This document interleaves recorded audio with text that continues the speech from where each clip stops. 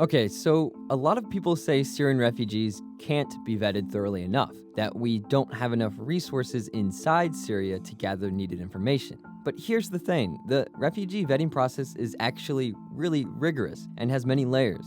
Data from within Syria isn't all that's used to vet them. It starts out like this. After fleeing their country, a person is first interviewed by the United Nations Refugee Agency, the UNHCR. This interview determines whether the person fulfills the criteria for refugee status. That means they need to be under threat of persecution from their home country and be living outside of it. If the person can indeed be called a refugee, then that designation is reviewed.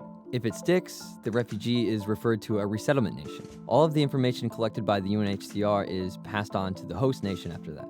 Beyond refugee status, that information includes biometric data, biographical data, data about where they're from, and more. In the case of the United States, a refugee support center working with the U.S. State Department jumps in, scrutinizes the data, and interviews the refugee to gather more information.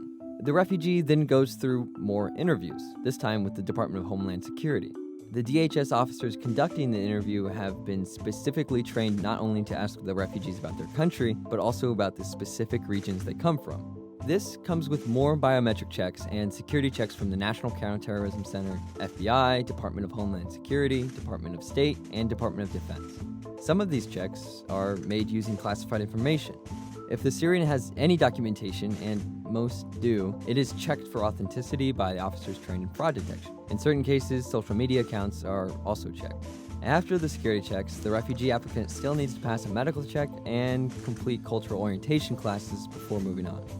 If a refugee can make it through all of this, the hours upon hours of interviews, the multiple security checks, classified and unclassified, made by various intelligence and security agencies, then they can finally be approved to enter the U.S. For Newsy, I'm Jake Godin.